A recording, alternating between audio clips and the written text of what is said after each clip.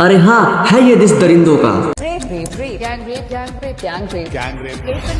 India is one of the most dangerous places in the world for women and even young girls. हाँ, है ये देश हत्यारों का, है ये देश पाखंडियों का। नहीं है इस देश की नारियों का सम्मान।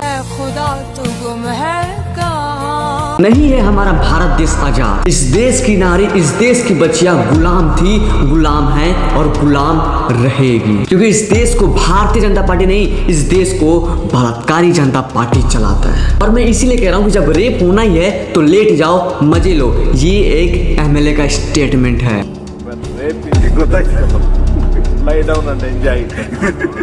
अरे जब देश चलाने वालों को मजाक लगता है तो घिनौनी अपराध करने वालों को डर कहां से होगा। ये है हमारे देश के नेताओं का सच्चाई। इस मोदी राज में महिलाएं और बच्चियां बिल्कुल सेफ नहीं है। एमएलए से लेकर विधायक तक जितने भी लिस्ट उठाओगे सारे और हत्यारे भरे पड़े हैं। और तुम लोगों को लगता है कि ये देश सुरक्षित हाथों में है तो गलतफहमी में हो, निकलो भ्रम से। संविधान पढ़ने वाला पहला जज बोल सकता है कि स्तन को छूना और पैजामे का डोरी तोड़ना ये घिनौनी अपराध नहीं है। और इस होनहार जज का नाम है राम मनोहर नारायण मिश्रा। राम तो अब किससे उम्मीद लगाओगे।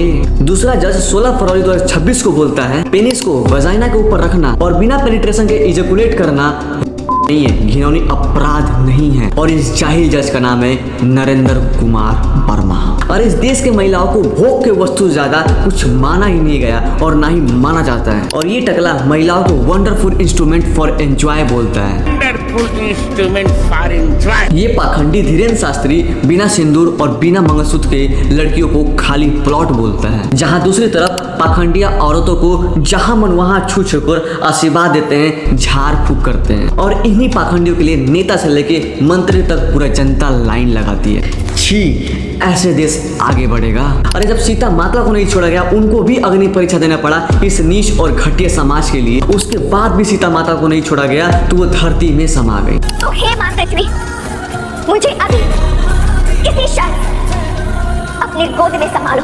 और तुम सबको लगता है कि ये समाज, ये जालिम दुनिया तुम्हें जीने देगी। ये इंसान महिलाओं के नाम पे एक चवन्नी तक नहीं छोड़ता। बेटी बचाओ बेटी पढ़ाओ, बेटी बचाओ बेटी पढ़ाओ, वोट का भीख मांगने के लिए। और बाद में वही महिलाएं, वही बच्चियां या तो किसी बीजेपी नेता से या तो दरिंदों से लूट दी जाती हैं। छी, शर्म आती है हमको इस देश में अब।